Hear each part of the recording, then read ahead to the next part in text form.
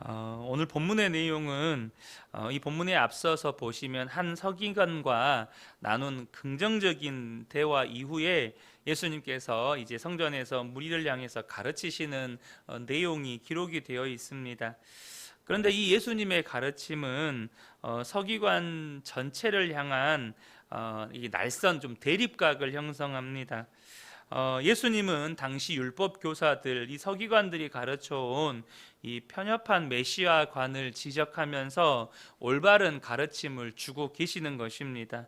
또 그 후에 헝금함을 마주하고 앉아서 부자들과 가난한 과부의 헌금을 보시면서 더욱 강력하게 이 서기관들의 외식과 성전 유대교의 타락한 실상을 들추어 내고 계십니다. 먼저 예수님은 이 율법 교사들의 편협한 메시아관을 지적하고 올바른 메시아관을 가르쳐 주시기 위해서 본문에서 시편 110편 1절을 인용해서 말씀을 하십니다. 35절 36절을 읽겠습니다. 예수께서 성전에서 가르치실새 대답하여 이르시되 어찌하여 서기관들이 그리스도를 다윗의 자손이라 하느냐. 다윗이 성령에 감동되어 친히 말하되 주께서 내 주께 이르시되 내가 내 원수를 내 발 아래 둘 때까지 내 우편에 앉았으라 하셨도다 하였느니라. 이 36절의 말씀이 시편 110편 1절의 말씀을 인용하는 것입니다. 이 시편 110편 1절의 말씀을 보면 이 1절에 4명의 등장인물이 나옵니다. 먼저는 1인칭 다윗이 나오고요. 그리고 주께서, 여기 이 주께서라고 나오는데 이 주께서는 시편 110편 1절을 보면 여호와께서 이렇게 기록이 되어 있거든요. 근데 여기서는 이제 주께서라고 번역이 이렇게 호칭이 바꿔서 이렇게 예수님께서 인용하시는데 여호와가 등장하고 또 다윗이 주라고 부르는 존재가 등장을 합니다. 그리고 주의 원수들이 등장을 합니다. 자, 이렇게 네 등장인물이 존재하는데 여기서 이제 의문을 갖게 되는 게 분명히 약속의 말씀대로라면, 그러니까 이 서기관들이 이해하고 있는 말씀대로라면 메시아는 다윗의 후손인데 이 시편 110편 1절을 보면 다윗이 그 후손을 향해서 주라고 부르고 있는 거예요. 어떻게 주님이 다윗의 후손이 되는가? 그러니까 이것을 인간적인 관점에서 보면 논리적인 모순이 생기는 것입니다. 그러나 이 인간적인 관점에서 볼 때 이 논리적인 모순도 하나님의 아들이신 예수님께서 성육신해서 다윗의 후손으로 오시면 이게 논리적인 모순이 해소가 되는 거예요. 분명히 혈통적으로는 요셉의 후손으로 오시지만 그것이 인간적인 생물학적인 잉태가 아니라 성령으로 말미암은 성육신이기 때문에 이 모든 논리적인 모순이 해소가 되는 것이죠. 그러니까 다윗의 후손이면서 동시에 하나님의 아들로 이 땅에 오시게 될 수 있는 것입니다. 결국 예수님은 이 성경 이 시편 110편 1절을 인용해서 당시 종교 지도자들의 무지를 지적하면서 그들과 그 무리들에게 예수님 자신이 메시아라는 것을 가르치고 계시는 것입니다. 당시 이 종교인들의 특징 중에 하나는 자신의 지식과 경험을 절대시했다는 것입니다. 여러분, 그러나 진리는 우리의 이성으로 다 이해할 수가 없습니다. 최근에 제가 어느 목사님 설교를 듣는데 그 목사님께서 그런 말씀을 하시더라고요. 애초에 하나님께서 인간을 지으실 때 하나님을 다 이해할 수 없는 존재로 지으셨다는 거예요. 그래서 하나님께서 인간에게 이성과는 또 다른 믿음을 주셨다는 것입니다.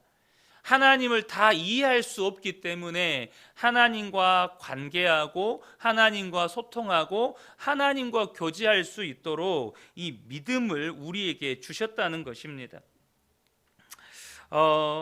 그래서 우리가 하나님과 관계를 맺고 하나님과 교제할 때 반드시 필요한 것이 믿음이라는 것입니다.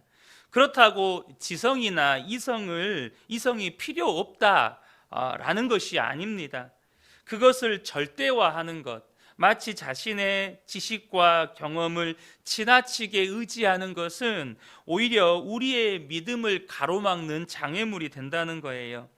그러므로 우리가 계속해서 하나님의 말씀을 겸손하게 배워가야 하고, 또한 하나님의 말씀을 배울 때, 하나님의 말씀을 들을 때, 또 우리가 말씀을 읽고 묵상할 때 반드시 그 말씀을 우리에게 가르쳐 주시는 성령님을 끊임없이 의지해야 한다는 것입니다.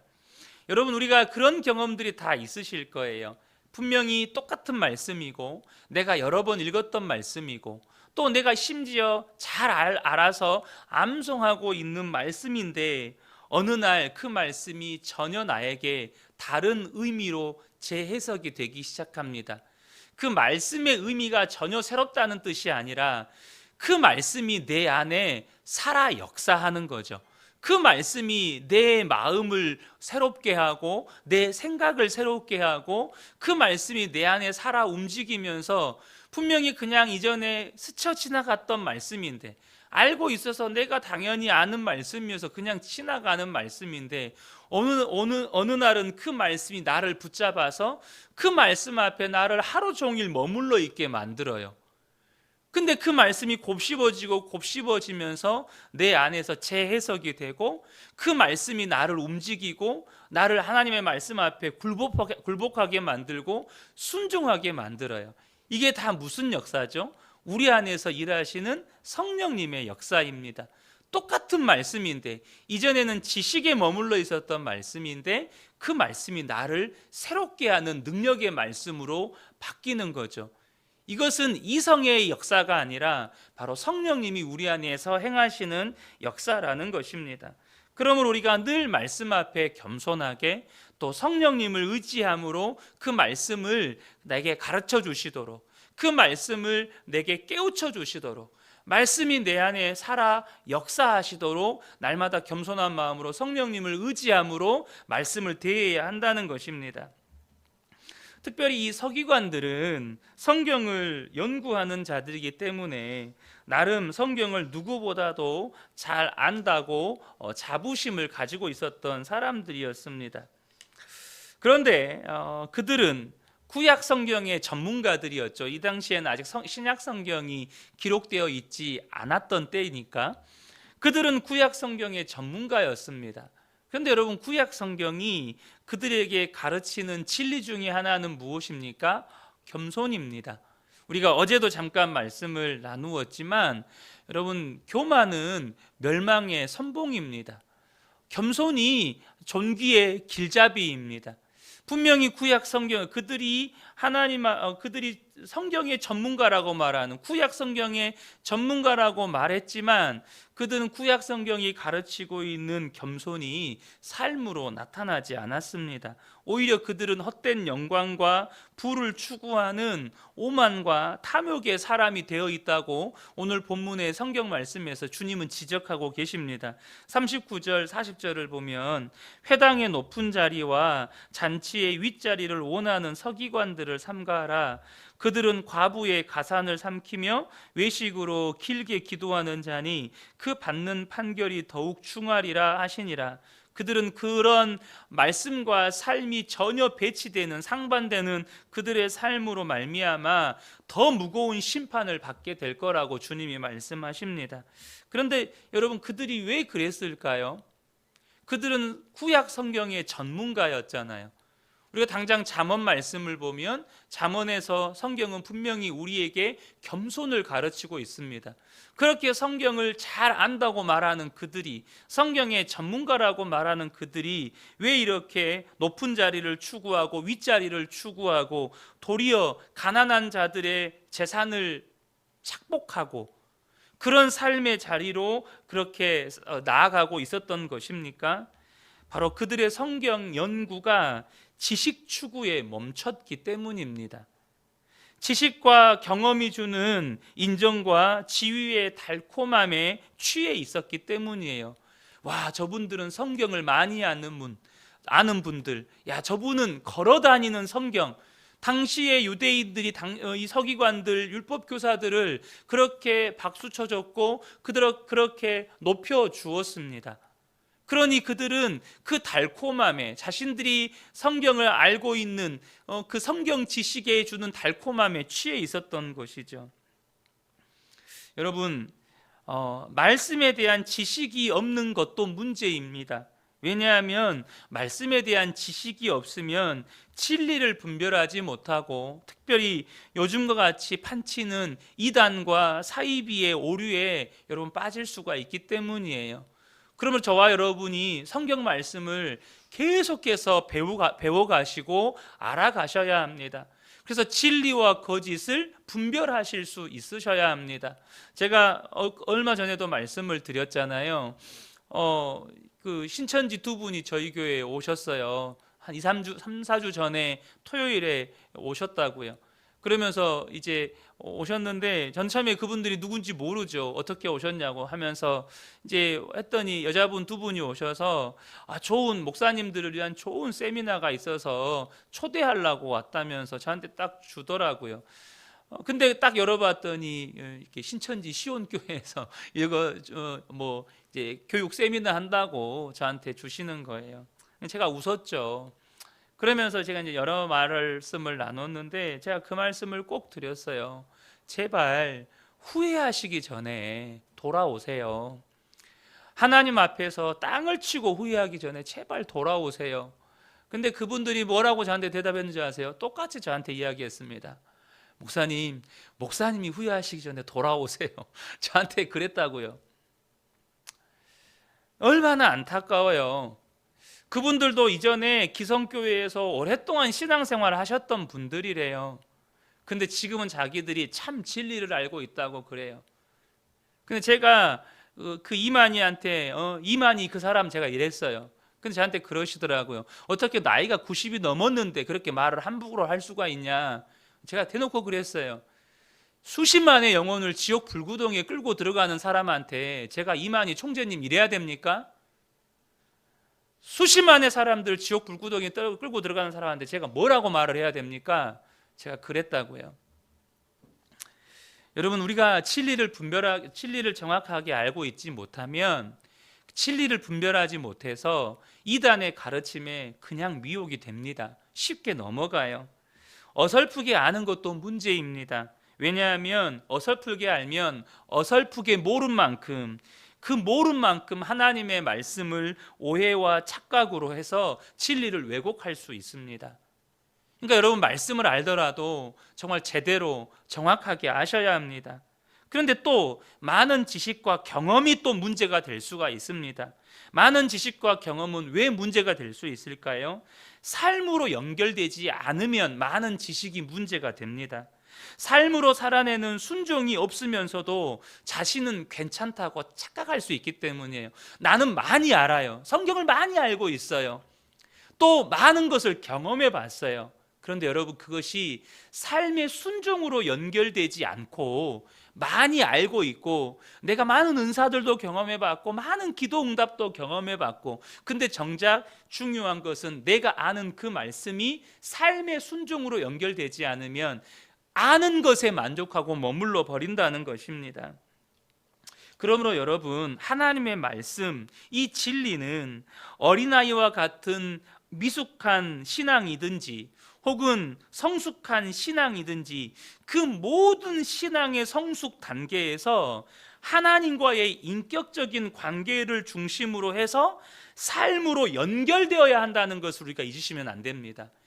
미성숙한 신앙인도 성숙한 신앙인도 여러분, 하나님의 말씀을 대할 때는 하나님과의 인격적인 관계로 먼저 대하셔야 돼요. 이게 무슨 말이냐면, 내가 이제 막 교회를 신앙생활을 하는 초신자든 신앙생활을 수십 년 동안 해서 신앙의 깊이를 가지고 있는 성숙한 신앙인이든 하나님의 말씀을 대할 때는 그 말씀을 단순한 교리나 지식으로 대하면 안 되고 하나님이 내게 들려주시는 말씀으로 받으셔야 한다는 것입니다.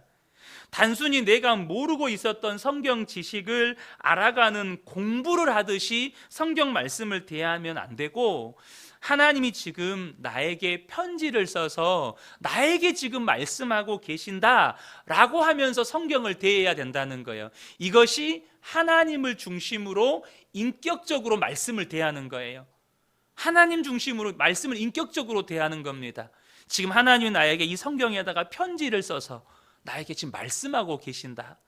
그러니까 나에게 주시는 말씀, 이게 인격적인 관계예요. 그리고 거기서 끝이 아닙니다. 그럼 하나님이 내게 말씀하시는 것이 분명하다면 그것은 삶에 적용이 되는 순종으로 나가야 한다는 것입니다.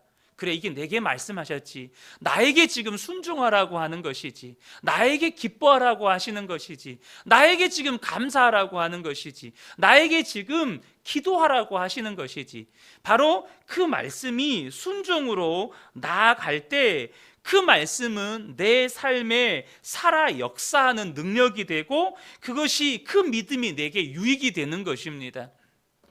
그렇지 않으면 성경은 우리에게 지식을 더하는 정보가 되고 교리에 그치고 만다는 것입니다. 교리가 절대 필요 없다는 게 아닙니다. 반드시 우리는 성경을 바른 교리 위에서 배우셔야 합니다.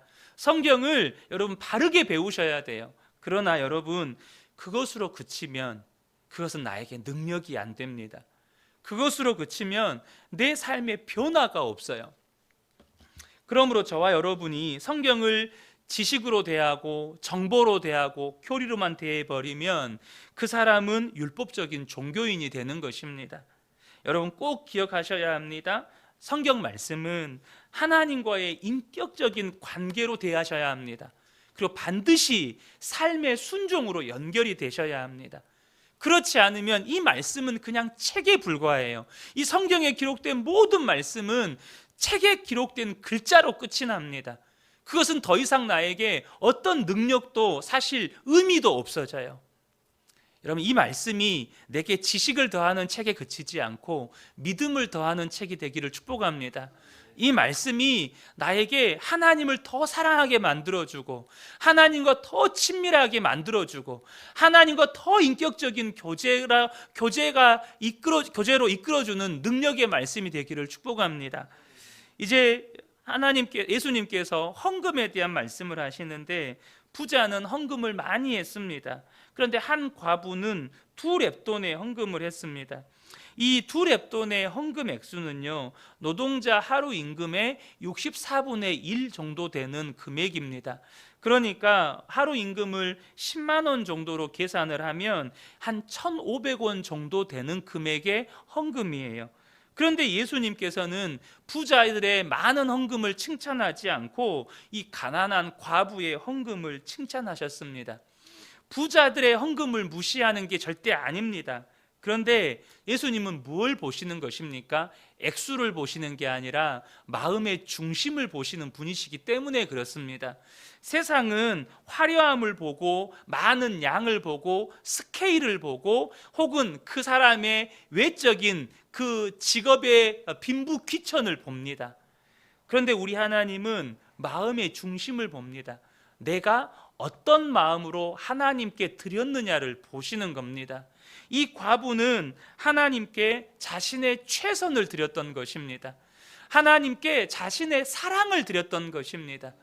예수님은 그것을 보셨어요. 네가 나에게 너의 사랑을 주었구나. 네가 나에게 너의 최선을 갖다 바쳤구나. 이걸 보시는 것입니다. 사랑하는 성도 여러분, 하나님은 우리의 마음을 보십니다. 언제나 우리의 마음을 보십니다. 우리를 부르신 그 자리에서 우리에게 주신 그것을 가지고 하나님께 우리의 마음으로 드릴 때 하나님은 그것을 무엇보다도 기뻐하시고 우리를 받으신다는 것입니다. 저는 단순히 헌금뿐만 아니라 우리가 하나님 앞에 드리는 모든 것이 우리의 마음을 드리는 고백이 되기를 축복합니다. 하나님 앞에 우리가 드리는 교회에서 봉사를 드려도, 찬양을 드려도, 기도를 드려도 우리의 마음을 드리는 고백이 되기를 축복합니다. 그것을 받으신다는 거예요. 그 기도를 받으시고 그 예배를 받으시고 그 헌신과 봉사를 받으신다는 것입니다. 그럴 때 여러분, 그것이 하나님 앞에 진정으로 드리는 경건이고 그것이 온전한 신앙인의 모습인 것입니다. 저는 우리 근혜교회 모든 성도님들이 어떤 모양으로 무엇을 하나님께 드리든지 마음을 드리는, 하나님께 사랑을 드리는 참된 신앙인들 되시기를 예수님의 이름으로 축복합니다. 아멘.